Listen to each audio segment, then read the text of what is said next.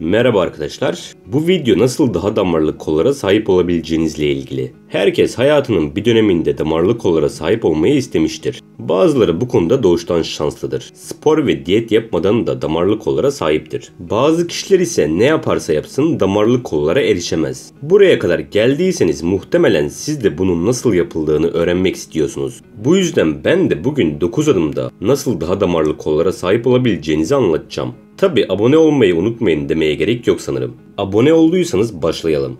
Vücut yağ oranını düşürmek. Kollarınızın daha damarlı görünmesini istiyorsanız yapmanız gereken ilk şey vücuttaki yağ miktarını düşürmek. Yağ oranı arttıkça deri kalınlığı artar. Dolayısıyla damarların görünürlüğü azalır. Ayrıca bazı araştırmalar düşük yağ oranının kan akışını ve kandaki oksijen miktarını arttırabileceğini gösteriyor. Bu da yine damarları daha belirgin hale getirecektir. Vücut yağ oranınız %10'a yaklaştıkça damarlarınız daha belirgin hale gelir. Yağ yakmak için kalori açığı oluşturun, yüksek proteinli beslenin ve kardiyo yapın. 2. Yüksek hacimli setler yapın.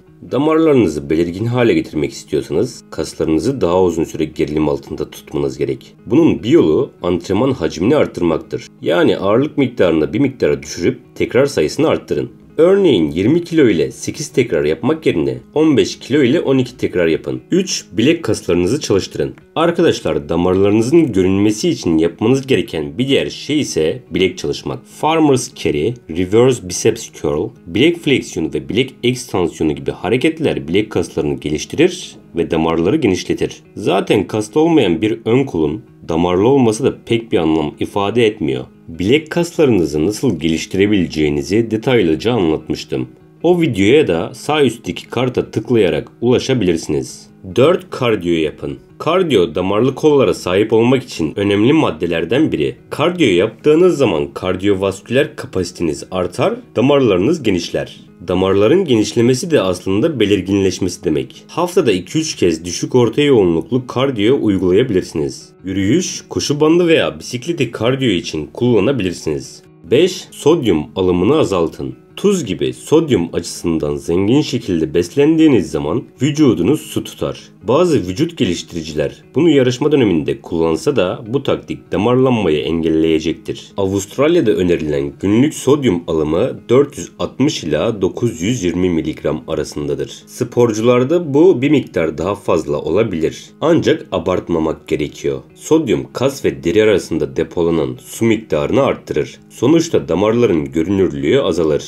6. Daha fazla su için. Sodyum yani tuz vücutta su tutar, ödem yapar. Su içmek ise tam tersi ödem atar. Aslına bakarsanız kronik olarak susuz kalmak damarları son derece belirginleştirir. Fakat bu epeyce tehlikelidir ve az bir su içtiğiniz anda vücut eski haline döner. Bunun yerine düzenli olarak su içmeyi deneyin. Su içmek için susamayı beklemeyin. Unutmayın ki susuzluk vücudun alarmda olduğunu gösterir. Günde en az 3 litre su tüketmeye çalışın.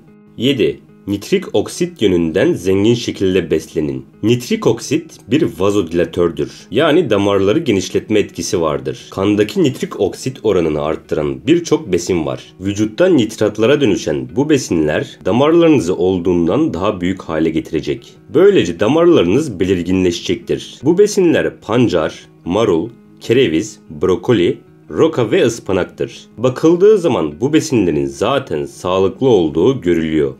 8. Arginin ve sitrulin kullanın. Antrenmandan önce arginin veya sitrulin kullanarak kan akışını arttırabilirsiniz. Bu takviyeler nitrik oksit mekanizmasıyla benzer şekilde çalışır. Yani damarları genişletirler ve damarların daha iri görünmesini sağlarlar. Eğer kullanacaksanız sadece birini kullanın. Her ikisini aynı anda kullanmayın. Antrenmandan 30 dakika önce 2 ila 6 gram almanız yeterli.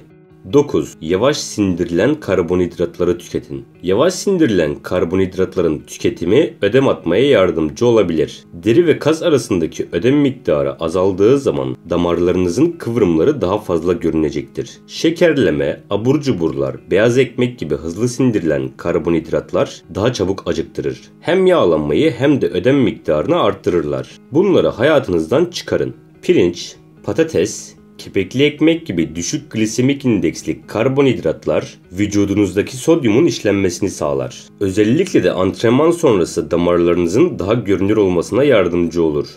Şimdi bu videodan öğrendiğimiz şeylere bakalım. Özetle damarların görünmesi için kilit nokta vücuttaki yağ miktarını azaltmaktır ki benim ciddi şekilde damar takıntım var diyorsanız en fazla %10 yağ oranına sahip olmanız gerek. Kas kütlesindeki artış dolaylı olarak damarların görünmesine yardımcı olur. Vücuttaki ödemi azaltmak damarların ortaya çıkmasını kolaylaştırır. Artan kan akışı ve damarların genişlemesi damarları olduğundan daha büyük gösterir. Arkadaşlar söyleyeceklerim bu kadar. Umarım yardımcı olabilmişimdir. Kanala abone olmayı ve beni Instagram'dan takip etmeyi unutmayın.